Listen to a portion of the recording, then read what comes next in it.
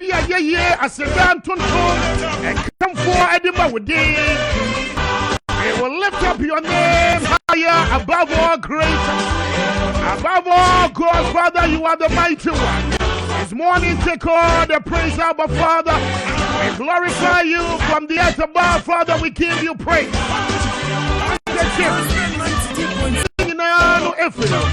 And pay the Asida, I hear Eddie come here. And the man was for you. Again, as 35 minutes after 6 a.m. This is Kessben 92.9. Yes, indeed. There is never a boring moment.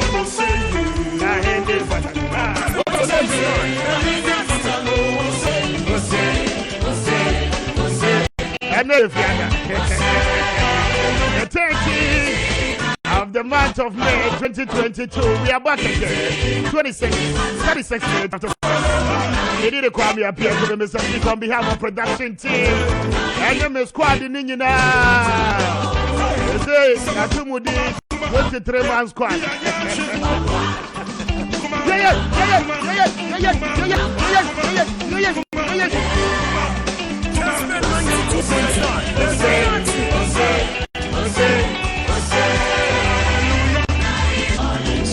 Pebia, the service, the dummy young couple was saying, Nami ready day, Nami the day, Cassia, as I said, again, you know, everyone was up for you. I don't pay Papa, you does. I'm not going to quite is already seated, and if you had that, if you had that, I said you're in each and every I don't pay what. Yes,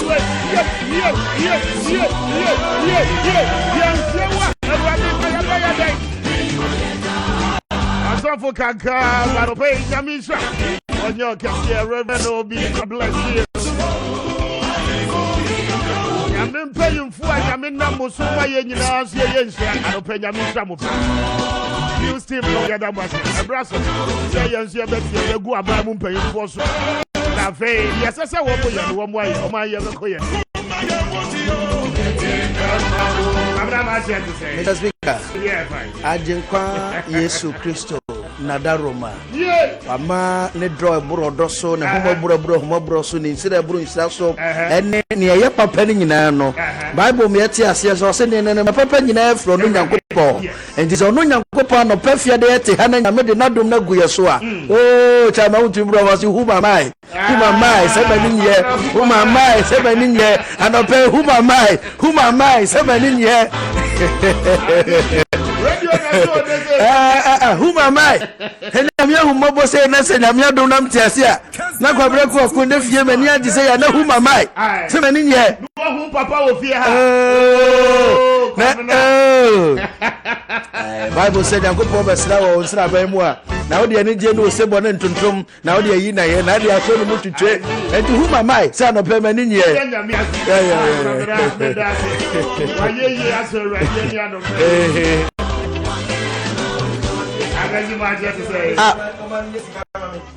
My yes, already. That's what man and Nisika.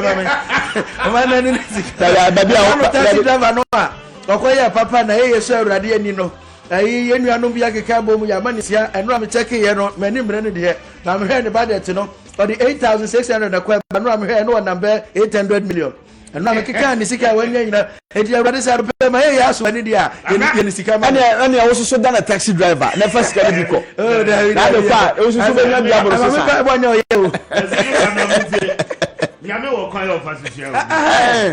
I don't pay you. Wow,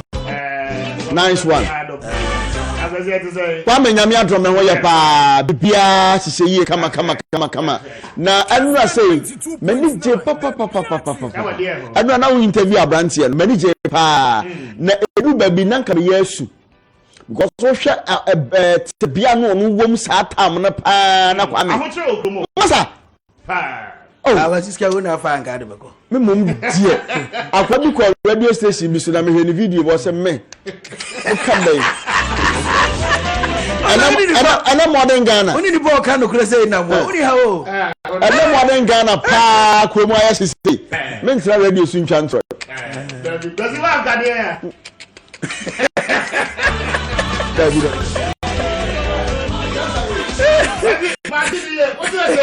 me say nka ya me a But I'm not coming to me say mo fan to see say nka ya me a we na 8,400 84 million 84 million sika no sika kada bi e ka o ka mo ni be ka said na anya juma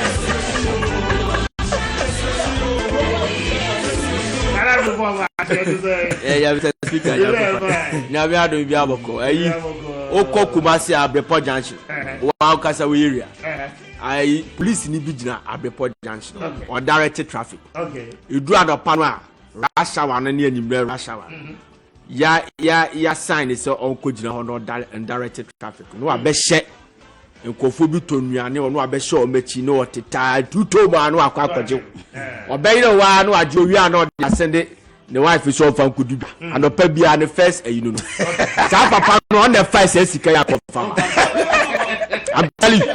sa police ni no on the first sika na on farmer I'm telling you kwada and the business speaker and na poku is safe you na poku na ye ni no Kumasi say was spentes on no say speaker here mentie no so mentie na me say ade o say ada obeba obebo enyamenyom na no oto ne sase no say that I'm safe was ada obeye was tawe deja obi an was say da ko obefa ya ne ne oba ha ye party sa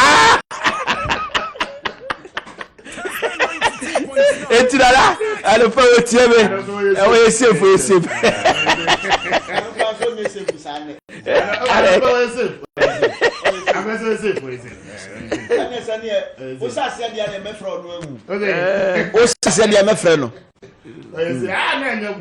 Dabi enema nko ya esa otene no ai baby a kwenda one fan 2 year e free to so ahu etu ka na oboso a ene man paye mpanyi se abaso ba na maja paye so ahu so an kan yi a ebe hia na nane kwabrade akwesi for the last few days from last week came back ya aduma but aduma bi o ha yense danye e ko send you mu videos pa okay omo akwan a enye tinyame aduma ma e ka chire nyame aduma next week o say this week no tariffs na je ebre ni nyina the presentations nkwani ya check mamu but next week no the be konkofo mpuntio so important mpuntio ni ade na kwabra kwako kan news bia no pa santase apre the whole Ghana ope kwan a eye kwanfo a se ka e school na nke we class captain kwanfo o Ghana pa ye santase apre enya pra ye biti wo mo manso da bi mu de ni ye mfuturu mo de da mo manso ye biti wo de nkomra sa manso ko kwanfo me se so de wa galamse apre ye biti wo mo o manso ya galamse kuro say o kan komra obi o wa galamse munim sa asema mekan santase apre nkomra pa nkomra no ye fa nkomra speaker abi ye to gold amra do gold pa abi ye to gold ya de ba abra aban gold the Ghana no so baby we new month no ni ade ya gold asem kwa de mos we dey say me dey make come dey o yara so aka wasa de obi esi na niwa ya to gold obi esi na niwa man so kwa ye so na no dey me yapa ada ye beto aba be bosome ba ko just some few weeks me beto aba na o mampani no aba man so odubia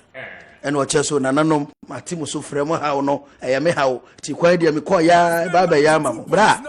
2020 ni 2022 fie mienu ni o di mampani wo ti yenka manso ana oga bi to go da sem na beka takwa na you to go do ho no kra takwa afun bi anje se ku akofa takwa tam so pa takwa de na wo ko takwa orebe ho anyo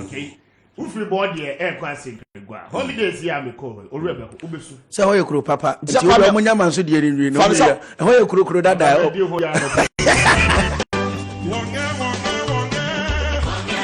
graphic no dey ko kwa be di ho ya no pe daily graphic no pe na ense me wo mu no edoso na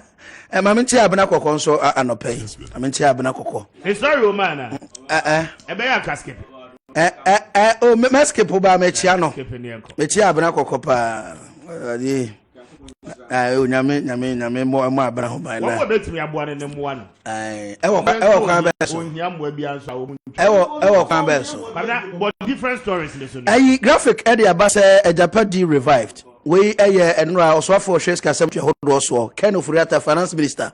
na one central focus here meet the press na won bisa ne papa na Japan sense me call parliament minority for no ka so mo ntiase aye ho a mampani cabinet ye se mo fanto ho no ho asem te se no so ono de asem obebisa ne se mankofo hwe so ye de Ghana agudie ekopesika ana de Ghana agudie ekoye we ana we ne mo ye hwe ne pa Japan no de beba na ono de wo sa wa adwen watire se senke nyina betrase se MPP NDC ni party fo nyina ne obi oka bi wo mu ye bia no na ya hwe so we pa Japan no ne mo we ne wo ma ye nyi frim na we ne wo ma beboa Ghana da ache a eno na beboa fi se wo se eno no bank betimi aboa ma da bia ka da Ghana so no timi afri ho nti no graphic democrat no abon amane afa companies ene abanyuma e produce niam Ghana ha Mr. Speaker yesi to da bi o mo ye niam form ye to ewe kodwa so no se mpaboa kora na abehya yesi company so na ye o ehyewa ona mayi ase na se bi ye de na tabi nyuma hyem esima konkon na wo ba o no wo ba se nyame yadom a new job nkofodua da se be otibu aten eye ya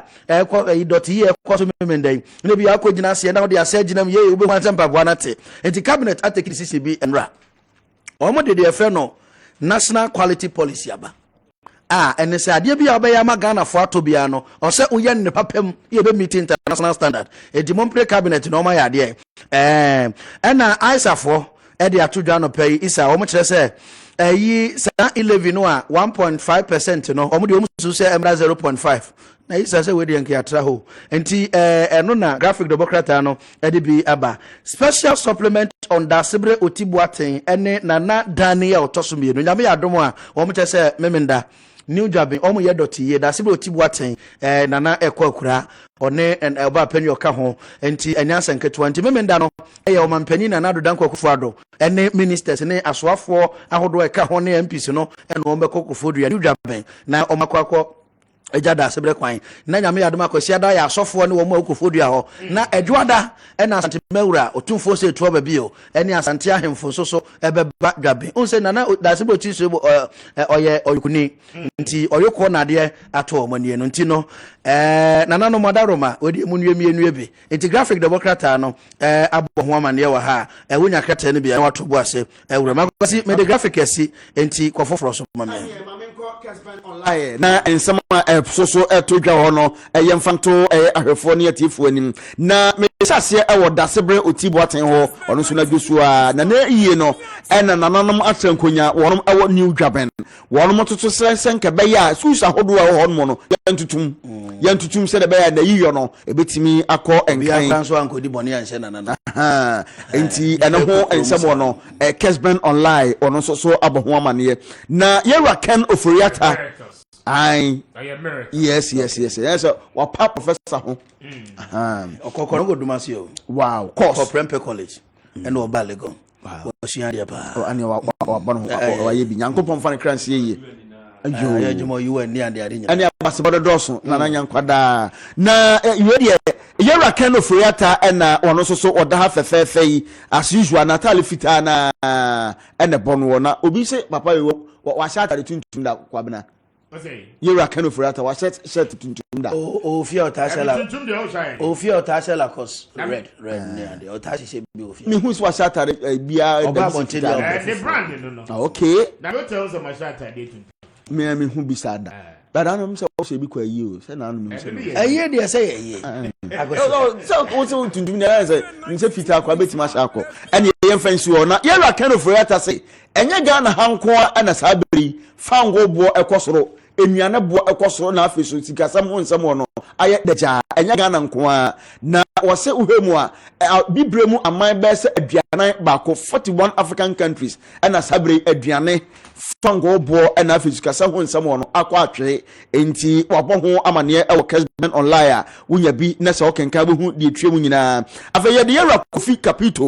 Kofi Capito wanu so nimfo nyini eniye fefefe papa yi onyini pa ntru nyina ya afuru edwono no consumer protection ai se de wanyini pa o wose Ghana for yentua yeka no eka ye de ne yentua ema ECG na ECG for so betime gina so no enya emfaso pa se ye tua ye kana ye na e wo se ye tua ECG for betime enya sika pa enti ho ensem no pai Kessben online wonom ede aba kwabna bre no ko pa so mama kwasi me back just a second yen fa ebi ento as 92.9